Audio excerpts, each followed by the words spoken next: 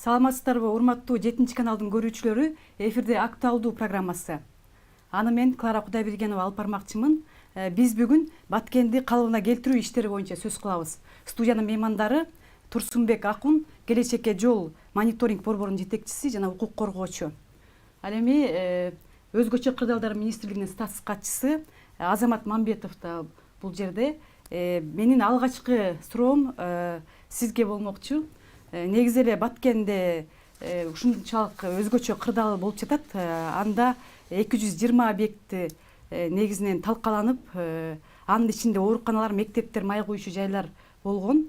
Алардын ичинен негизи эле калк жашай турган үйлөр тез аранын ичинде бүтүп, калк жайгашышы керек болуп турат. Учурдун талабы бул. Эми мына ушундай талкаланган, өрттөлгөн үйлөрдүн баштапкы абалы сиздерге түшкөн түйшүк болгон. Андыктан ушундай оңдоо иштери боюнча кандай жумуш кылып жатасыздар, ушул жөнүндө сөз кылсаңыз. Саламатсызбы? Биринчиден өзүңүзгө белгилүү болгондой эле жалпы элге мындай мүшкүл түштү десек болот. Ошо 29-у, 30-у, ошо 28-ден баштап ошо тажик аскерлеринин агрессиясы негизинде бүгүнкү күндө биздин Баткен областыбыздын 2 районунда ушундай болгон өзгөчө кырдаалдар, өзгөчө абал түзүлдү. Мунун негизинде эң кейиштүү нерсеси биз 36 жараныбызды жоготуп атабыз. 150дөн ашык жарандарыбыз ар кандай болгон жаракаттарды алып атат. Алардын бүгүнкү күндө дагы ооруканада оор абалда жаткандары дагы бар да. Андан сырткары дагы ошо жана 220 объекттин ичинен бул 136сы бул ошо биздин жарандарыбыздын үйлөрү да. Алар баягы максаттуу түрдө ошондой болуп өрттөлүп жоготулган нерсе болгон да. Анан бүгүнкү күндө өзүңүз билгендей мына азыр өкмөт тарабынан чоң кадамдар кылынып атат. Кудай бурса ошолорду деген тез арада ошо күз келгичекти ошо жарандарыбызга үстүндө үй болуп калса, ошо жаш шарттарына ыңгайлыктуу кылып, баягы мурунку жашоосуна караганда дагы мындан да жакшыраак боло тургандай кылып шарттар түзүү боюнча иштер алып барылат да. Бул кезинде мисалы ошол эле көчө биздин президентибиз ошо жеринде болду, ага чейин премьер-министр болду. Бүгүнкү күндө өзгөчө кырдаалдар министрлигинин баягы ошо жердеги координация болуп аткан ишин биздин министр ошо Ажикеев Бобек Эргешевич өзү алып барып атат. Ошол жерде бүгүнкү күндө өзгөчө кырдаалдарга министрлигине бирден бир нерсеси ошол жердеги мисалы чыккан ошо өзгөчө кырдаалдарга биринчи чара көрүү ошо кыйыныраак болду. Анткени ошол жердеги өрттөрдү өчүрүүгө мисалы ошол жерде турган биздин өзүбүздүн өрт өчүрүүчү бөлүмүбүз кошо күйүп кетти да. Анан берки Баткенден аркы Лейлектен тартып келгендерибиз дагы өз убагында келген менен, бирок баягы ошол жерде кире албай канча бир убакытка чейин турду да. Ошонун негизинен баягы бүгүнкү күндө үйлөрдүн толугу менен күйүп кеткени, бузулганы ошондон да болуп атат да. Андан сырткары баягы кичине баягы абал турукташкандан кийин уже баягы биздикилер кирип бүгүнкү күндө жарандык коргоонун комиссиясы иштеп атат. Баягы жалпы келтирилген чыгымды бүгүнкү күндө акчалай баасы бүгүнкү күндө чыга элек. Эми бу жерден бир нерсени айтып кете турган болсок, биздин параллельно эле ошо жанакы биз мисалы ала турган болсок, мурдагы күнү ошо биздин министрдин жетекчилиги астында ошо Бириккен Улуттар уюмунун бияктагы жанакы туруктуу өкүлү Азония мырзанын жетекчилиги менен ошол жерде биз иш алып бардык. Ошол жерде биздин өзүбүздүн өзгөчө кырдаалдарга чара көрүүчү баягы тобубуз бар да. Ошол топтун ичинде ошо ООНдун агентстволорунун баары тең ошонун ичине киришет. Андан сырткары ошол жердеги байкоочу болуп өзгөчө кырдаалдар министрлиги, андан сырткары жана Кызыл Ай коому болуп эсептелинет. Алар бүгүнкү күндө кандайдыр бир чоң өзгөчө кырдаал боло турган болсо, ошо жерине эксперттерди жиберүү, алар эксперттер болсо баягындай болгон независимый деп коет орусча айткандачы.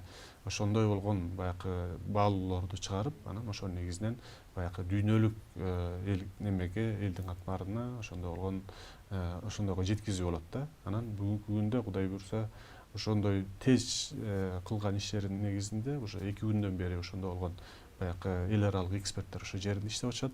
Алар дагы өзүнүн баягы келтирилген чыгымды өз көздөрү менен көрүп, биздин эле маалыматтарды алып алып эле анан ошонун негизинде иш алып барып эмес, ал өздөрү дагы барып ошонун негизинен көрүп, алар дагы Нью-Йоркко, тиги Женевага өздөрүнүн штаб-квартираларына да беришет. Андан сырткары дагы неме өкмөт тарабынан дагы жанагы эл аралык сын үйлөрдү дагы ошол жерге алып барып, ошол жерден көргөзүлдү да. Мисалы ала турган болсок, Ал Жазираныкын көрдүм. Ал Жазирада ошол жерден кандай болгонун, ошол жерде тиги тажиктердин агрессиялык немелерин чабуунун негизинде бул келтирилген чыгымдарды, ошол жерде каза болгон көбүнчө ошондо болгон жарандар каза болгондугун баса белгилеп, баягы эл аралык коомчулукка жеткизилип атат да. Бул дагы айтып атам, баягы өкмөт тарабынан, президент тарабынан дагы жүргүзүлүп аткан бир жакшы иштерден деп ойлойбуз да. Жакшы. Эми Баткен областында учурда өзгөчө статус берилди, өзүңүз билесиз, Турсунбек агай.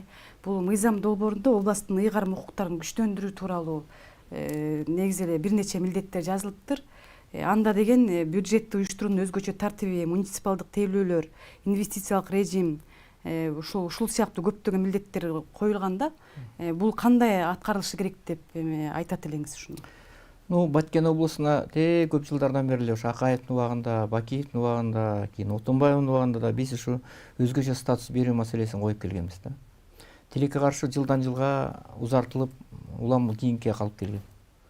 Анан акыры мына ушул эске туш келди да. Эгерде мурдатан ушу өзгөчө статус киргизгенде, вице-премьер статусун кайрадан жандандырганда, чек аранын баарын момундай бекемдегенде, аскерлердин баарын күчөткөндө ушундай момундай кайгылуу окуя болбойт эле да. Мына азыркы бийликтин убагына туш келди да. Азыркы бийлик жасаган ишти ошо мурдагы өткөн бийликтер убагында жасап койгондо башкача болот эле. Бирок тилекке каршы кан төгүүгө туш келип калды. Бирок азыр мына тез аранын ичинде, мына окуя зам министр айткандай 3 күнүн ичинде болду. Андан бери көп болсо 5-6 күн өттү. 1 күн 2 күн майрам болду. 5 күнүн ичинде бийлик өзгөчө абалда киргизип, атайын өзгөчө статус берип, мына ишти баштады. Даже уже президент кечээ барып, уже прокладка кылып, өзү баягы адегендеги кышын коюп келди. Бул өзү чечкиндүү аракеттер баштады. Эми ушунун бардыгы өзгөчө абалда атайын акча бөлүнөт. Мына атайын статус берилет, буларга өзгөчө статус берилет. Границанын дагы жашаган адамдардын бардыгына да өзгөчө статус берилиш керек. Өзгөчө. Мисалы, мен барганда, ошо Баткенде жүргөндө, алар мынтип айтышты. Ошо свет маселесин, ошол эле мисалы пособие ала турган маселелерди, жана башка маселелерди, мисалы светта ошол граница жашагандарга дагы кичине жеңилдик берип, күнү түнү отуруп атышат. Мына ушулар социальный защита маселеси, мына ушул маселелер дагы ушул особый статуста каралыш керек менде. Мен ойлойм, ошон үчүн бул маселени, ана мисалы пенсияга чыга турган жаштар дагы, мына ушулардын баары каралыш керек деп ойлойм. Эң негизи бюджеттен акча бөлүнөт, статус болот.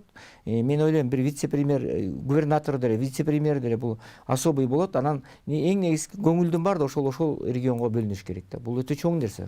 Эгерде мунун эми биз азыр жаңы билбейбиз. Азыр мен окуй элекмин жанагы особый статус боюнча. Эгер ошондо кандай жазса, ошонун баары аткарылыш керек менимче. Ошо областтын ыйгарым укуктуу өкүлүнүн өзүнүн укуктарын күчтөндүрүү деп атабыз да. Ошондо жергиликтүү калкка кызмат кылуу боюнча жергиликтүү бийлик кызмат кылганы сынга алынып жатат да. Бул боюнча эмне дейт элеңиз? Бул жерде мындай да ыйгарым укуктуу өкүлү бар, өкмөттүн кабинет министринин азыр жаңыча өкүлү бардык маселени жеринен чечиш керек деп ойлойм да. Статка мына катышып отурат. Ал президентти же премьерди карап отурбаш керек. Өзгөчө абал болот.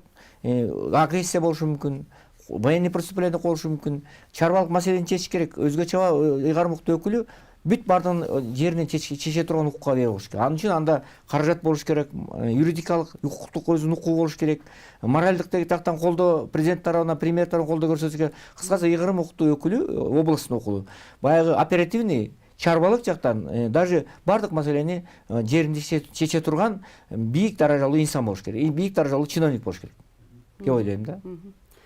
Эми негизи эле кыргыз-тажик чек арасында жаңжалда талкаланып өрттөлгөн имараттарга карата бул өкмөт 700 миллион сом бөлгөн, билесиз. Анын 500 миллион сому социалдык объектилерди курууга, ошо ремонттоого жумшалат экен. 200 миллиону болсо талкаланып өрттөлгөн турак жайларды калыбына келтирүүгө багытталат. багытталат ушул социалдык объектилерди эң биринчи кезекте ордуна келтириш керек. Оорукана, бала бакча, мектептер ушул боюнча кандай иштерди жүргүзүп атасыздар? Эми мына немеден деле телевиденияден деле баягы массалык маалымат каражаттардан деле көргөзүлүп калды. Бүгүнкү күндө ошол жерде баягы оор техникалар, инженерлик техникалар бүгүнкү күндө иштерин башташты. Алар уже баягы ошол фундаментине чейин уже сүрүп салып, ошол жердеги жанагы строительный мусорлордун баарын бүгүнкү күндө чыгарып атышат өзгөчө колдорлор министрлиги. Андан кийин уже площадка даяр болгондон кийин аянча андан кийин уже курулуш иштери башталат да. Биз деле ошо неметип атабыз, ошо тез аранын ичинде ошол биздин жарандарыбыз өзүнүн кандайдыр бир деңгээлде жакшы бир шарттарды түзүп беришибиз керек да. Жакшы шарт дегенде кандай? Мисалы ошол жердеги шарттары ар кимдики ар кандай болгон. Ошол жерде үйлөрүчү бирөөнүкү баксадан болгон, бирөөсү кирпичтен болгон да. Эми ошол жерге ошончолук деңгээлде баягы шарты менен шаардагыдан кем калбаган мындай бир жакшы шарттарды түзүп беришибиз керек да. Андан кийин ошол эле жана сиз айткан соц объектилер. Мына күз келет, күздө ошол жердеги биздин жарандарыбыздын балдары ошол жерде мектепке барып калыш керек да. Ошол жаатына дагы неметип атат. Анан ошо жанакы өкмөттүн биринчиден болуп ошо жанакы 700 миллионду биринчиден чыгарган нерсеси башка деле мисалык донорлук организациялар деле башка финансылык институттар деле ошолор өздөрүнүн жардамдарын мына беребиз дешти. Бирок баягы канчалык деңгээлде ыкчам болбой калышы мүмкүн деген мааниде өкмөт биринчи өз акча каражаттарын баарын салып ошонун негизинен бүгүнкү күндө акча каражаты өзгөчө колдорлор министрлигине түштү. Биздин министрликте айта турган болсокчу, и жерлерине дагы уже жанакы техникалардын баары иштеп баштады да. И параллельно дагы бул өкмөт каражаты мисалы 200 миллион бул ошончо 136 баягы биздин жарандарыбыздын эмесине жетпейт, бирок бул болсо биринчи траншы болуп эсептелинет да. Андан кийин баягы биз уже фундаменттерин, уже дубалдарын тургузуп баштагандан, чатырларын жаап баштаганга чейин уже баягы эл аралык институттардын каражаттары да келет. Мисалы жардам беребиз деген көптөгөн донорлук уюмдар бар. Мисалы Европалык союзу бар. Андан сырткары Азиатский банк развития бар, дүйнөлүк банк дегендер бар. Андан сырткары биякта мисалы мандатына кире турган ООН агентстволордон прогон. Бул болсо баягы орусча айтканда раннее восстановление деген немеси бар, өзүлөрүнүн мандаты бар. Ал болсо кандайдыр өзгөчө колдоолор болуп кете турган болсо, ошолордун калыбына келтирүү ошо мандатына кирет да. Алар да өздөрүн жумуштап барат. Бирок азыркы кезде алардын оозун карап отура бербей, азыр өкмөт тез арада акча каражатын бөлдү дагы, ошолордун баарын кайсы жерине жетип калганда кошулса, алар кошула берет дагы, жардам кете бермекчи. А пока азыр аларды күтпөстөн, азыр биринчи тез арада ошо иштерди баштап калыш керек болуп атат да. Азыр эми мына жаңы эле фундаменти куюлуп жаткандыр, негизи эле курулуштардынча баардыгына негизи мындай билгиси келип атат да баардыгычы. Мисалы ошол жерде бүтүндөй өрттөлгөн талкаланган болуп, анан азыр жаңыдан бир шаарча сыяктуу курулат деп атышат. Анан андагы үйлөрдүн баары окшош болобу, кандай болот? Проектисин чийип баарын даярдадыңыздарбы? Азыркы кезде ошо жанагы проектилер бизде өзүбүздүн типовой баягы проектилер бар. Канча бир жерлерге биз үй салгандарыбыз болгон. Мисалы ошол эле Аюсайдагы жер көчкү жүргөндө аларды ана Кызылга салганбыз. Көптөгөн жерлерге ошондой салганда типовойлор бар. Алайда да бар. Анан бүгүнкү күндө ошолду биз бүгүнкү күндө жанакы Гостройго берилди. Гострой болсо бизге деген ошолордун жана проект испетин документациясын, олордун эскиздерин алып туруп, эсептеп туруп, анан бизге берет да. Анан ошонун негизинде неметет. Алар дагы уже чамдап атат, эгерде немете турган болсо, ушу жуманын, бир жуманын ар жак бер жагында уже алар дагы эскиздерин алып калабыз да. Анан баягы сиз айтпадыңызбы, баарына тең окшош болобу же болбосо неме болобу дегендечи. Эми, конечно, ошол жерде дагы баягы архитектурный эстетиканын дагы баягы болушу, ошол жерге ландшафтка ылайык келиши, анан баягы жанакында болгон солдаттардын казармасында болуп эле бири-бирине однотипный боло бергенден дагы может башкача да боло берет. Эми ал жаатында дагы биздин куруучулар Гострой иштеп атат. Анан алгандан кийин дагы көрөбүз атабыз да кандай болот. Ушул суроого эле улай жанагы үйлөр боюнча дагычы үйлөрдү курулуш компаниялары куруп беребиз деп атышат да. Мисалы бирөөсү 20 курабыз десе, бирөөсү 5 курабыз депчи. Ошондо ушулардын баарын чогуу бириктирип, анан долбоорду алып барасыздар да, долбоор боюнча иштейсиздер да. Ооба, бул жаатында дагы мындай координация болбосо анда башаламан болуп кетет да. Мисалы, конечно, ар кимдин ичи күйгөндүгү бар. Мисалы, ошол жердеги эле Масаттын айылдын мисалы чыган жигиттери болушу мүмкүн. Алар мисалы башка берке башка айылга, көк ташка караганда же болбосо башка айылга караганда мисалы жакшыраак деши мүмкүн да. Ошондуктан баягы түшүп аткан акча каражаттардын баарын тең координацияланат. Андан сырткары дагы ошо курулма иштери дагы баягы ошо жарандарыбыз бирөөсүнө мындай азыраак болуп калбасын, бирөөсүнө көбүрөөк болуп калбасын деген ниетте, бирок баягы кенен ошо жашай турган, ошо айылдын талабына жооп бере турган, мисалы айылда кенен жашап көнүп калышканда, шаардагыдай болуп, жана Батирдегидей болбош керек да. Алар аяк кенен, мисалы эгерде немете турган болсо, ошо үйлөрдүкү мисалы немеси пайдалуу аянты, мисалы 80ден өйдө да. Пайдалуу аянт дегенде аяка деген жанакында болгон коридору кирбейт, кухнясы кирбейт, ошондой болгон неме да. Ал деген эгерде баарын кошо турган болсо, где-то 120дан ашык чарчы метргеден өйдө болгон үйлөр болот да. Жакшы. Негизи эле Баткенге ушунчалык көптөгөн жардамдар биздин Кыргызстандын ичинен эле баардык областтардан келип жатат. Андан тышкары дагы чет жерден дагы жардамдар келүүдө. Анан ушул жардамдар боюнча атайын көзөмөл кылыш керекпи? Мисалы, көзөмөл кылбаса, мурун мисалы пандемия учурунда коррупциялык схемага да айланып кеткен, билесиз. Андан мурун да ушундай окуялар көп болгон экен. Бирөөнүн жамандыгынан өйнөп кала турган болупчу. Гуманитардык жардамдан да өзүнө өйнөп пайда көргөндөр болот. Буга кандай дейсиз? Мен эми азыркы сөздү улап кетсек, сиз берген мурдагы суроого улап кетсем, мен мындай дейм, азыр мамлекет тарабынан 700 миллион акча тез аранын ичинде чагылгандай бөлүндү да. Бул деген аябай жакшы нерсе. Баягы азыр эми мына Кострого задание берилди. Мына өзгөчө кырдаал министрлик өзүнүн ишин жасай баштады. Мамлекеттик органдар азыр баягы мындай сааттын жебесинде иштеп атат да. Анткени мамлекет башчысы тарабынан катуу задание берилди. Тез аранын ичинде күз, эртең караса эле күз келип калат. Бал уже суук келгенден кийин куруш кыйын, туура убакыт тасып болуп калды. Бул жакшы нерсе, бирок эми мен ойлойм да, азыр эми гуманитардык жардамдар, мына мен барып көрүп келдим го. Жолдо баратсам автобустар эмелер кетип атат, баягы груженный баягы жүктөлгөн КАМАЗдар кетип атат. Тиги партиядан, бул партиядан, тиги бизнесменден, бул бизнесменден барып продукттун баары түшүп атат, жууркандардын баары түшүп атат. Жетиштүү, Кудайга шүгүр. Элибизге рахмат. Мына ушул эфирден пайдаланып, ушу бир кайрымдуу кыргыз эли бар экен да. Баарына күйгөн, боорукер, Баткен менин жүрөгүм деген бир чоң дефицит алып алып, бүт баардыгын болгон акыркы эмелер, мына биздин бир ошо бир пенсионер ардегер апабыз өзүнүн акыркы бир 20 миң акчасын, 15 миң акчасын көтөрүп алып, 10 миң акчасын көтөрүп алып барып салып атат. Караңызчы, кандай сонун мындай. Көрсө кыргыз эли, кыргызстандыктар ушу жалпы башыбызга пандемия түшкөндө бир бириккенбиз, мына азыр Баткен бириктирип атат да.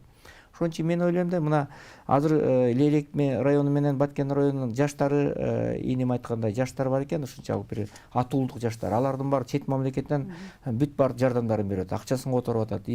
Оңой акча эмес, жакшы суммада акча келет. Эми ошолордун баарын келип эле сразу бирдеме сатып алып же тияк бияка жоготуп салып, ошол акчалардын баарын мисалы 70 миң, 80 миң деп которулуп келген да, доллар менен. Мисалы Америкада жашаган Лейлектик, Баткендик. Мына ушулардын баардыгын үнөм кылыш керек да. Келип ошол акчаларды сактап коюп депозитке. Анан жана курулуш маселелерин, мына сиз туура айтасыз, ал эмне дизайнында болот да, туура баарын эле окшоштурбай, ошолорду балким бул үйгө мен баланчада кошом, мындай кеңейтип бергиле, дизайнын башкача кылгыла дешим. Жок, ошо азыр жанагы гуманитардык жардамдарды өнөп калуу. Мен түшүнөм, ошого баратам. Ошон үчүн мен ойлойм, ал эми ошон үчүн келген акчаларды дагы туура пайдаланыш керек. Анан продуктлар, жабдыктар жакшы эле барып атат. Эми ошону эми коррупция бардык жерде бар. Бул жерден ошого да көзү кызаткан адамдар бар, чиновниктер бар, ошону тейлегендер бар. Эми баягы Кудайты адам деле кесирбейт го. Адамдын каны менен келип аткан нерсеге ошого дагы өөнөп калам дегендер болсо Кудай деле көчүрбөйт. Баары карап турат. Кыңырыш кырчылда билинет дейт. Мен ойлойм, ушул жерден бир өөнөп калам деген адам болбойт го. Чиновник болсо дагы мен бул жерден исключение кылып, бул жолкусун бир таза болот деген чоң үмүтүм бар. Эгерде кандайдыр бир ошондон өөнөйм дегендер болсо, аны Кудай жакшы көрбөйт өзү.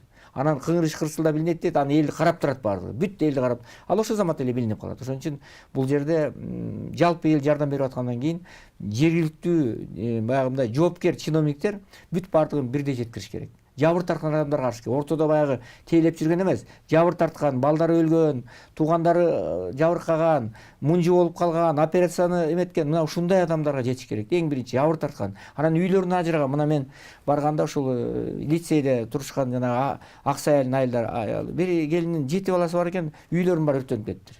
Эми ыйлап турат бошор. Мына ушундай адамдарга жетиш керек да. Ушундай адамдарга жетсе Кудай таалам деле жакшы көрөт. Ошон үчүн мен ойлойм, бул жерде биздин ГКМБ, МВД органдар бар да, туурабы? Укук органдары дагы ошону тыкыр көз салып туруш керек. Эгерде кандайдыр бир маселе болсо, сразу иш козгоп, коомчулукка чыгарып, айберин төгүп коюш керек да, мен ойлойм. Ушундай деген сунушум бар. Эми мына сиз айттыңыз, социалдык объектилер бул мамлекеттин эсебинен курулат, үйлөр болсо курулуп жатат. Ал эми жанагы атайын бизнесин куруп 20-10 жылдан бери эмгек кылып, дүкөн ачып, анан кредит алгандар да бар экен. Бул маселе боюнча кандай чечесиздер буларды? Анткени ыйлап аткандарын да көрдүк, ушундай да. Эми мындай да, кредит маселеси бул азыр эле чыккан эмес, эми бул боюнча өзгөчө азыркы күндө актуалдуу болуп атат да. Канчалаган митингдер болду, ошо мисалы өкмөттүн алдында, ага чейинде болгон, кышында болду, пандемиянын убагында болду. Бул эми жашоо экен. Бирок өкмөттүн бир нерсеси, бул эми баягы Нацбанк баягы ошол банктарга рекомендательный гана баягы көрсөтмө бере алат да. То есть ошо алган кредиттердин хотя бы үстүк пулу кошулбасын. Же болбосо ошолорду жоюп салса, ошондой болгон мөөнөт узартылсын, ошондой кылып мындай шарттарды бүзсүн депчи. А так именно жанакында болгон кеселе неметип эле ошолордун баарын жоготсун, тигиндей кылсын дегенге мындай немеге анткени улуттук банкте барбайт да. Анткени ошо ар бир банк ал өзүнүн менчиги болуп эсептелинет да. Анан ошондуктан бул жаатында жанакында болгон, ошондой болгон баягы рекомендациялар берип атат. Эми конечно, ошол эле банктардын төбөлдөрү, ошонун ичиндеги иштеген баягы адистери, ошолордун чиновниктери баары тең эле кыргызбыз да. Эми алар дагы баягы жапа тармак ошондой болгон жерлерге өздөрү деле айтып атат, ошондой болгон эмелерин баягы жардам бергендин үстүндө болот депчи. Хотя бы болбосо дагы ошо үстөк пул кошулбасын. Сиз айткандай болуп, жанакы мөөнөт узартылсын. Эгерде анча мынча жанакында болгон арзыбас акча каражаттар экен, көбүнчөсүн списогун деле алдык. Эгерде мисалы 10 миңден, 5 миңден боло турган болсо, кээ бир банктар даже ошолорду кечип койгонго чейин деле баягы мүмкүнчүлүктөр чыгып атат да. Ал банктын өзүнөн да. Эгерде сумма чоң боло турган болсо, ошого жараша жанакында болгон баягы жеңилдиктер берилет да. Жакшы. Президент Жапаров Нургожаев президент болуп шайланганына биринчи эле күндөн баштап Нарынга барганда, Нарынга барды, анан Бишкектегилер менен жолукту, кредит боюнча пикетке чыгышты элдер, туурабы? Мына сиз айткандай. Мына ушундай 100 миңге чейин калгандарды эметпеди, жеңилдик бербеди, туурабы? Банктын жетекчилери да ошого барды. Тиги инем айткандай, алар чын эле бул как частный собственность, банктар оңой менен барбайт. Бирок алардын баары кыргыздын патриоттору да, алар деле ушундай деңгээлге жетишкен. Алардын баары көрүп атат. Агрессия болгонун, башка мамлекеттер бизге кол салганын, граждандарыбыз өлгөнүн, жарадар болуп атканын, алар деле менимче барат жеңилдикке. Бирок эми алардын өзүнүн эмелери бар да, бара турган деңгээли бар да. Бардыгын эле бара бербейт да. Алар дагы бир выгода алып калайын деп атат да банкта, туура. Ошондой бар. Мен ойлойм эми президент ишти баштап атат, баардыгы жардам берет. Эми банктар деле жеңилдикке барат. Буга чейин деле бар да. Эми бул жерде согуш, эки мамлекеттин ортосунда согуштан жабыр тарткандар болду. Аны мен ойлойм, ушул жерден жалпы банктын кызматкерлерине, жетекчилерине мен кайрылам. Мындай укук коргоочу катары бир өзүңөрдүн бир боорукерлигиңерди карматып, итип мүмкүнчүлүгүңө жараша, баягы положениянын мүмкүнчүлүгүнө жараша жардам берип коюшуңуздарды суранабыз деп кайрылат элем да. Мен ойлойм, бул жардам при желании дегенде орусча айтканда баягы кааласа бере алат да. Бирок баардыгынын чеги бар да. Ал банктар дагы эмеге баягындай эмеге түшүп калбаш керек, карызга батып калбаш керек ошол нарса менен, туурабы? Алар көп жылдан бери түштү да ошол банк, туурабы?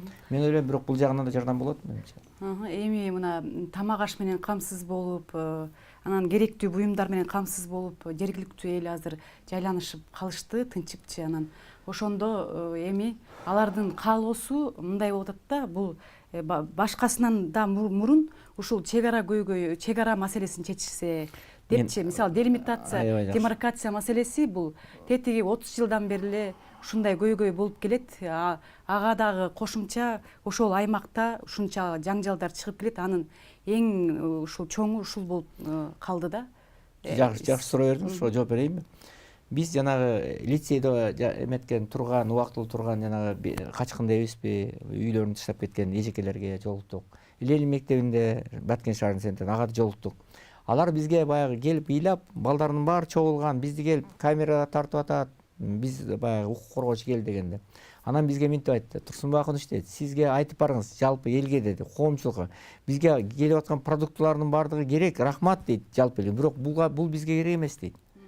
Тамак аштын деле Кудайга шүгүр өзүбүздүн тамак ашыбыз бар дейт, үйдө жуурканыбыз бар дейт. Бунун баары ар бир 6 ай сайын келебиз, анан кайра ар бир 1 жыл сайын келебиз да кайра кетебиз дейт. Бизге өнөкөт болуп калды дейт. Биз үйүбүздө жата албайбыз дейт. Бизге бир эле максат дейт, чек арабызды чечип, анан тосуп берсин зым менен. Болду. Эң негизи ошо керек дейт. Башканын кереги жок дейт. Ошон үчүн демаркация, делимитация маселесин азыр бийлик, президент баштаган, Камчы Кыдыршев баштаган бийлик тез аранын ичинде мына өзгөчө кырдаалдар министрлиги, чек арасы, кыскасы биздин мамлекеттик органдар, госстрой баардыгы мына президент задание бергенден кийин тез аранын ичинде аткарыш керек. Чек араны чечиш керек. Азыр чек араны тажиктин агрессиясы болгондон кийин өзүлөрүн кылды. Мына дүйнөлүк коомчулуктун алдында Тажикстан уят болду. Алар ойлоп атат окшойт, алар жеңдик деп. Алар моралдык жактан жеңилди. Биздин балдарыбыз өлдү, жарадар болду, бирок дүйнөлүк коомчулуктун алдында бети кара болду, агрессор болушту. А биз болсо, биздин мамлекет болсо агрессор болгон жокпуз. Биз аларга адам сыяктуу мамиле кылдык. Алар ок атса биз аткан жокпуз.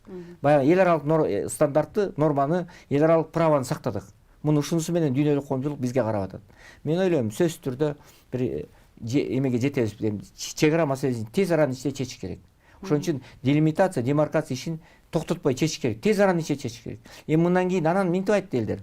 Сиз деле уксаңыз керек. Мынтип айтат, эгерде жана тозо турганга мамлекеттин акчасы жетишпесе, зымды тозо же дубалгылабы, ошого биз өзүбүз чыгаралы дейт. Эл айтат, даже ошого өзүбүз чыгаралы дейт. Ошого чейин барып. Карачы, бул деген элдин ошо элди жеткирген экен. Вообще дальше некуда деп орусча айткандай, уже андан жок.